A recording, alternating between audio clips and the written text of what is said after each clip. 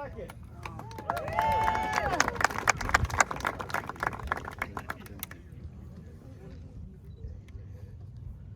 You're very brave on the right.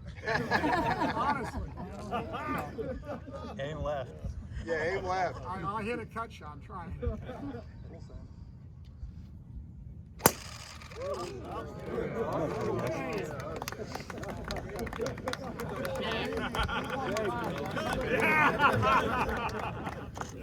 on the team with 18 majors, 3 Open champions, 4 U.S. Opens, 5 PGA champions, and 6 Masters, Mr. Jack Nicklaus.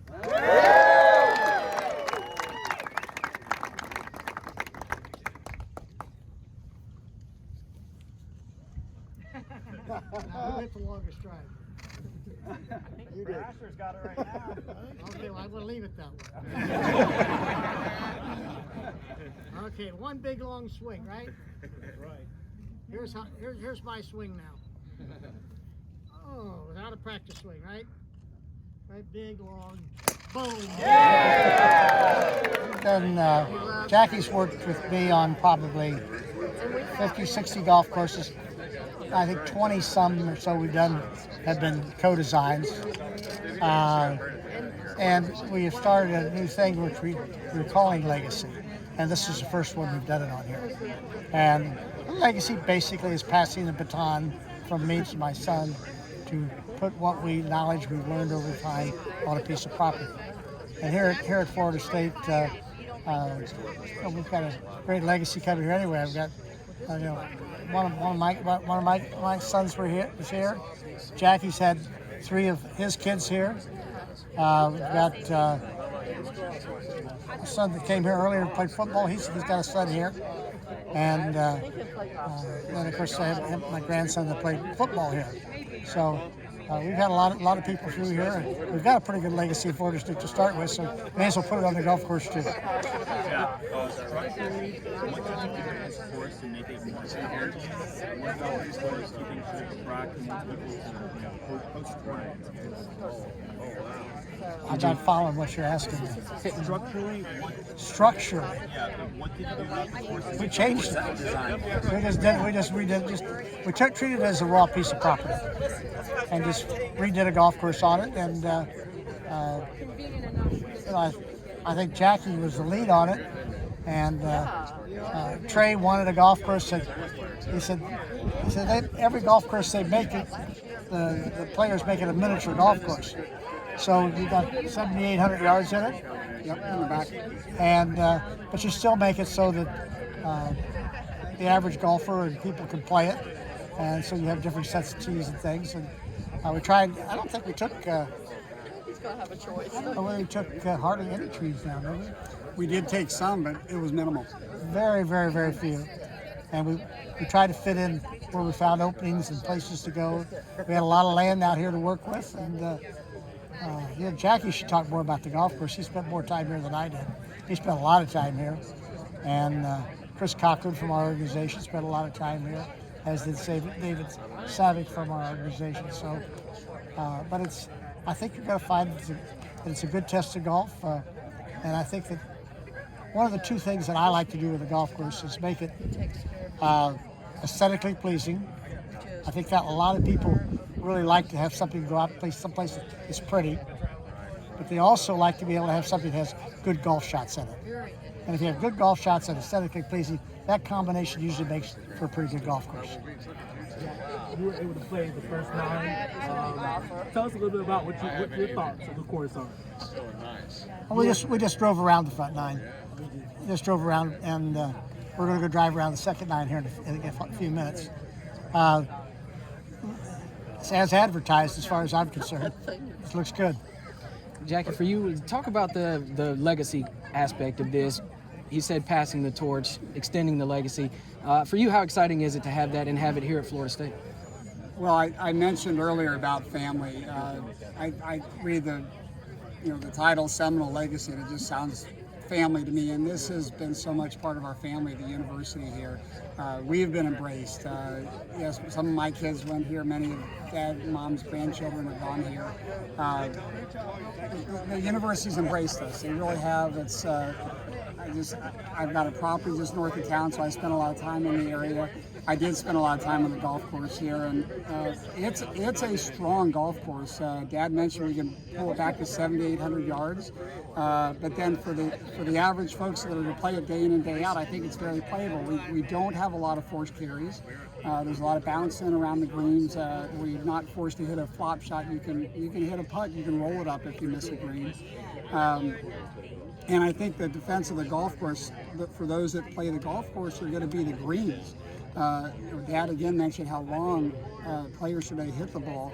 So if you don't jazz up the greens a little bit, and these have plenty of jazz in them, the courses can get vanilla. So I think I am so proud of the golf course the way it ended up here. I'm excited about people playing it. I can't wait to hear the feedback. What I hope people say after they play it is not necessarily was it tough, was it difficult. I hope they say, gosh, I can't wait to go back and play that golf course again. And I think we're going to get that reaction. Are there any holes that were influenced by other courses you guys have played? Not really. I don't. Let's put it this way. I don't think there's anything new in golf course design, but it's just how you take ideas that you've seen other places and apply them to a piece of ground. Certainly, there's a lot of things that I've taken from other places that I've hit, and Jackie did the same thing, that we applied to this ground because it fit the situation. But there's no copy of anything here. Wouldn't do that. And we created a few new concepts too, I think. I think so. Gentlemen, Your dad's often described course design as a challenge between himself and the course. What were some challenges that you guys faced when you created this piece of property?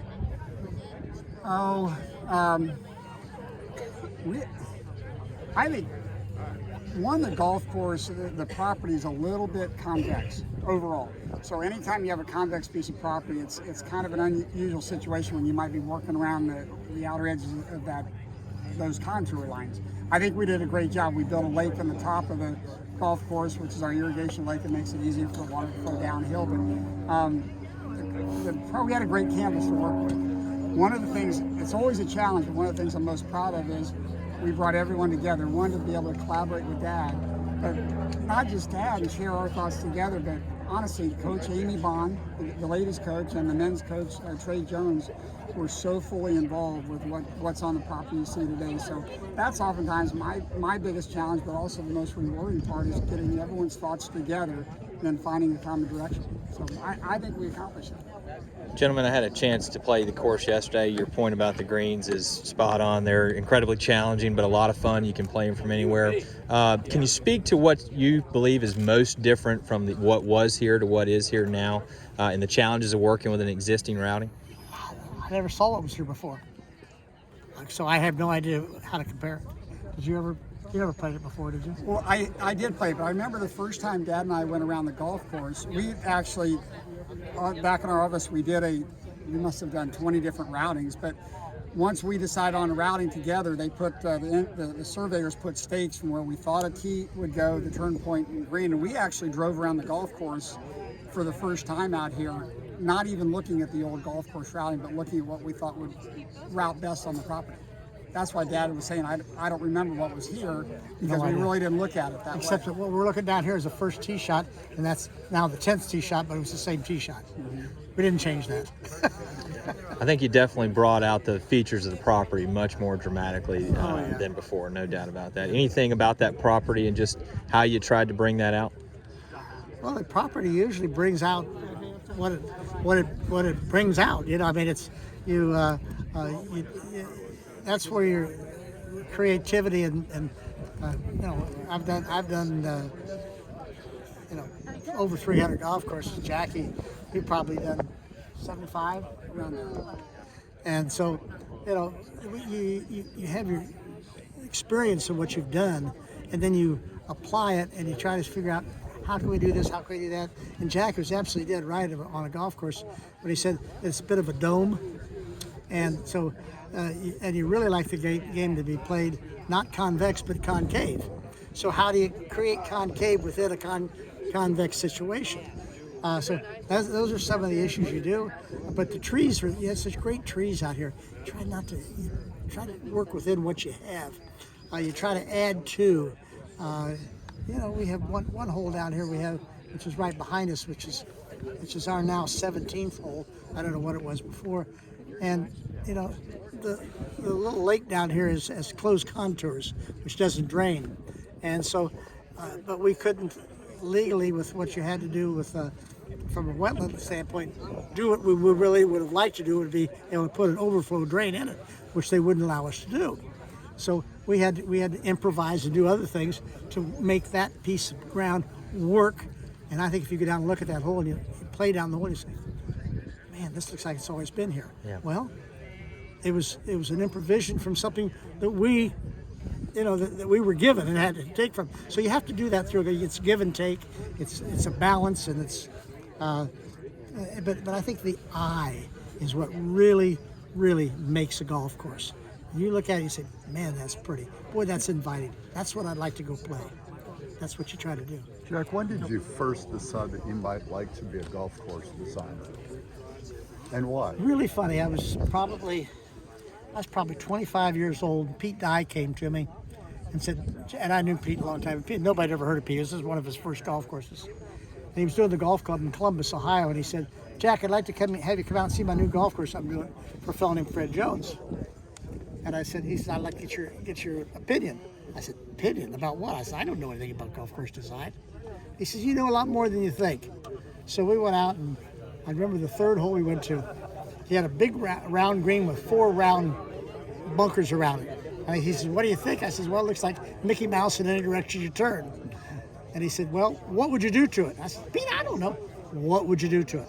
I said, okay. Well, I said, we had a little water coming in on the left side. I said, I'd sort of work to that. I'd take a bunker off of that. I'd change the shape of the green a little bit. I'd put a bunker in here to frame it over here. And he did it. And did it on about 4 holes. And he came back, he says, how'd you like that? I says, that was fun. And so he says, how about, would you consult with me on some stuff? Well, I ended up they called me and asked me to do Harbor Town. And I said, I couldn't do a golf course myself. I'd never finished this.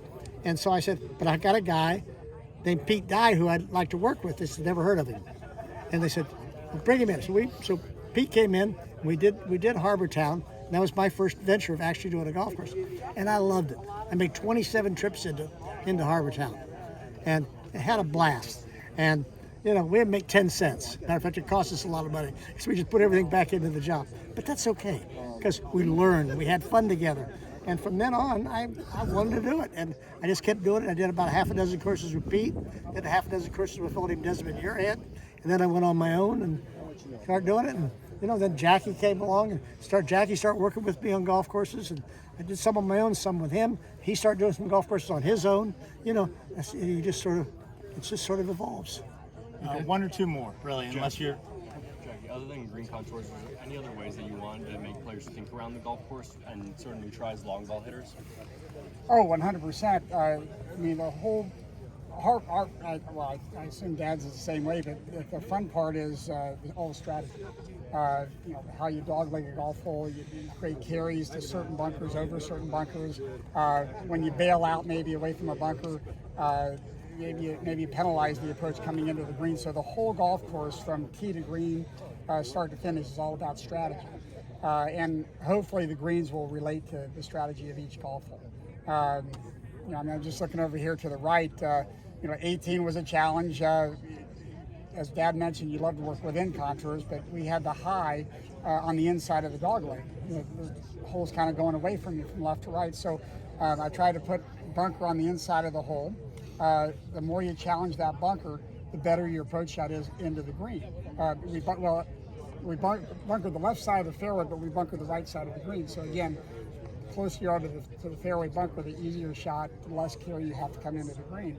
18, we did a lot of fun stuff. We created a kind of a high area in the front part of the green that drops back into a punch bowl in the back.